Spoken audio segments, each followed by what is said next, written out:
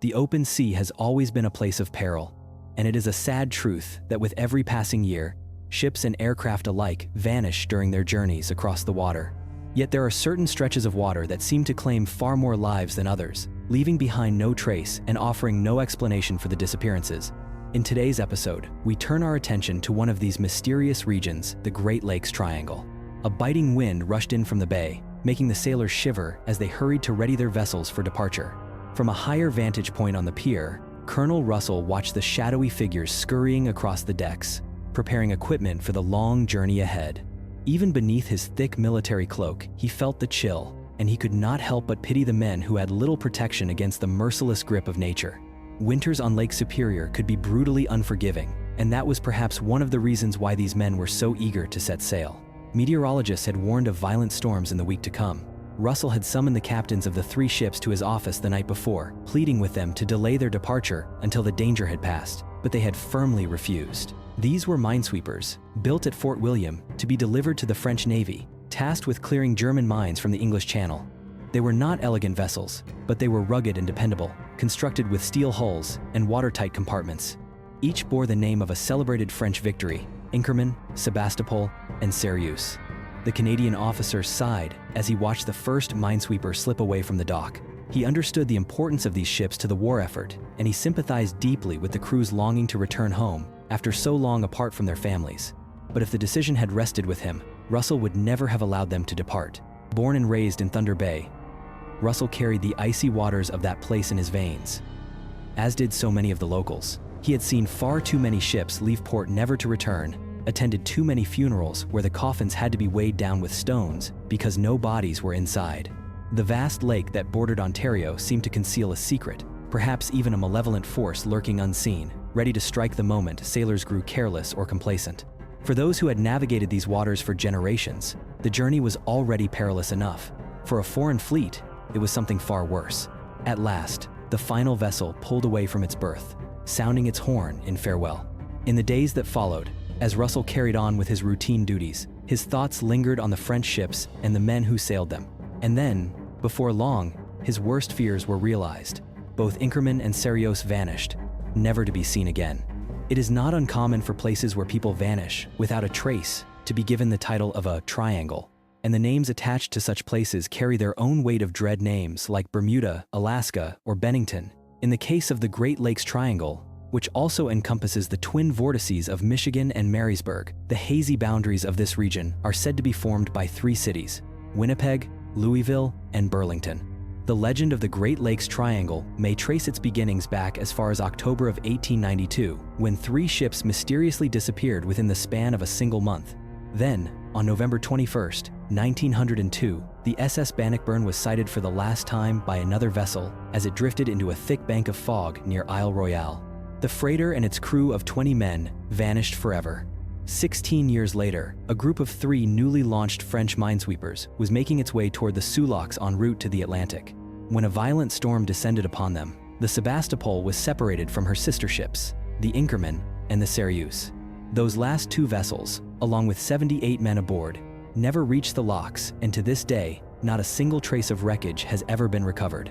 Yet not every mysterious disappearance on the Great Lakes provoked speculation about unseen forces or deadly phantoms lurking across the waters. Sometimes, it was the discovery of a vessel in an inexplicable condition that left behind even deeper questions than an outright vanishing. The most famous example is that of the Rosabelle, a 2-masted schooner built in the 1860s to ferry goods between Benton Harbor and Milwaukee. Her crew of 11 men had spent most of their lives plying this familiar route until their final voyage in the winter of 1921. On the morning of October 31st, a steamer entering Milwaukee Harbor came across the Rosabelle, capsized. When the vessel was later raised and inspected by the Navy, not a trace of her captain or crew was found.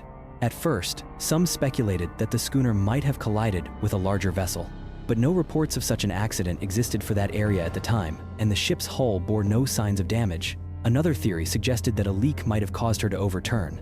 Yet upon close examination, the hull remained intact, no cracks, no punctures, nothing to account for her fate.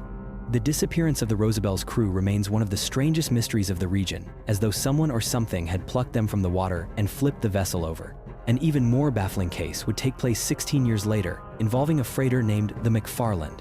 On the evening of April 28, 1937, the ship was making its way through the lock system leading into Lake Michigan. At the time, the water was crowded with large ice floes, forcing the crew to exercise the utmost caution in order to avoid a collision. The captain of the McFarland was George Donner, a seasoned mariner held in the highest regard by his crew. He had stood for hours in the wheelhouse, refusing to rest until he was confident that the dangers had passed.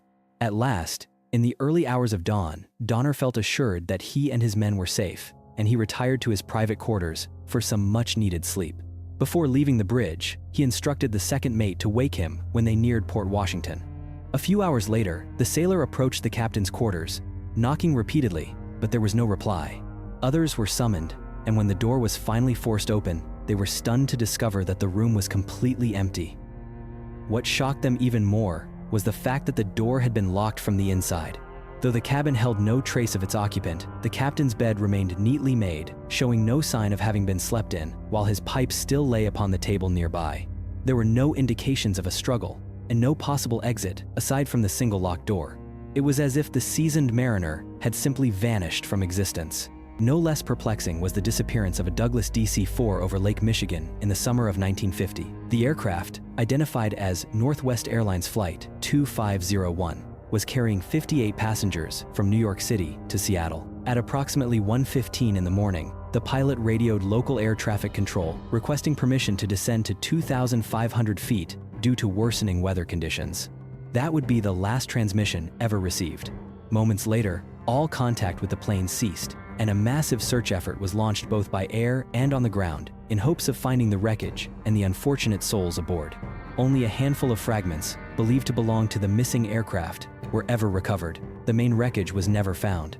The disappearance of the DC-4 and its passengers became one of the worst aviation disasters in American history. Author Clive Cussler, famous for his fascination with maritime mysteries, went on to fund repeated search efforts. His team surveyed more than 500 square miles of lakebed, uncovering 10 previously unknown shipwrecks, but not a single trace of the doomed aircraft. In the days following the disaster, numerous witnesses came forward, claiming to have seen strange lights hovering over the lake at the exact time contact was lost with Flight 2501. For decades, countless reports of unidentified flying objects have been logged across the skies of the Great Lakes, the most infamous occurring in 1994, when police switchboards were overwhelmed by calls reporting hundreds of eerie lights drifting slowly over Lake Michigan. One such UFO was even blamed for the disappearance of 2 American Air Force pilots dispatched to intercept it over Lake Superior in 1953. Yet some argue that what witnesses saw did not come from the heavens above, but from the depths below. In December of 2018, a father and son in Ohio observed a massive cylindrical object hovering above Lake Erie, plunging into the water and rising back up again multiple times.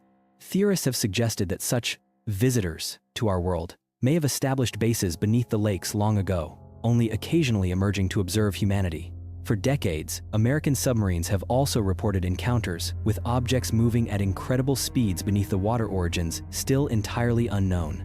Could it be that the Great Lakes are concealing an entire colony of beings from another world? Beyond the theories of extraterrestrial visitors, whether from the skies above or the depths below, other possibilities remain. Some believe that this region may mark a fault line between our dimension and neighboring realities, much like other notorious triangles scattered around the globe. According to this line of thought, the reason investigators failed to recover definitive wreckage is simple. It is not lying on the lakebed at all, but trapped within a parallel reality. Could it be that the unfortunate victims did not vanish from the face of the earth, but were instead transported into another existence entirely? Was it possible that the fog bank, the Bannockburn, carried it into another universe? And did Captain Donner step through into another reality the very moment he closed the door to his cabin? In 2007, divers stumbled upon a mysterious stone circle lying deep beneath Lake Michigan. Its arrangement bore an uncanny resemblance to Stonehenge in England. No one knows how the formation came to be, for it is clearly not a natural occurrence, and it may date back as far as 10,000 years. The inability to explain why such stones exist on the lakebed has inevitably fueled countless theories, many of them speculative. Some have claimed that it is a time portal, or perhaps a doorway into another reality.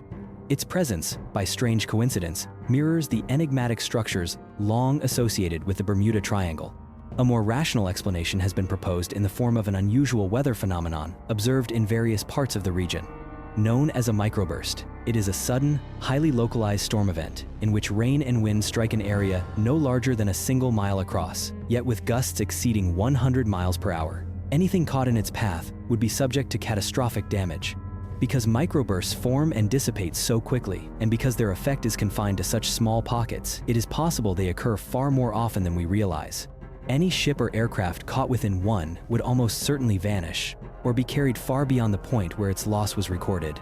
It is believed that the number of vessels lost within the Great Lakes Triangle, without satisfactory explanation, may number in the hundreds, with thousands of lives disappearing along with them. In some cases, the wreckage of these craft has eventually been discovered, but with no bodies ever found inside.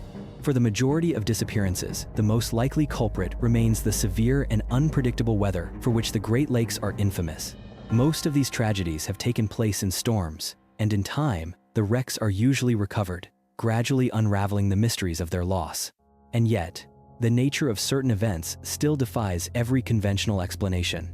Much like the stories we have already examined, it seems as though something unseen and elusive remains bound to these vast and unforgiving waters. And that is the story for today. Thank you for watching until the very end. If you enjoy videos like this, be sure to subscribe to the channel so that you receive a notification each time we release a new one.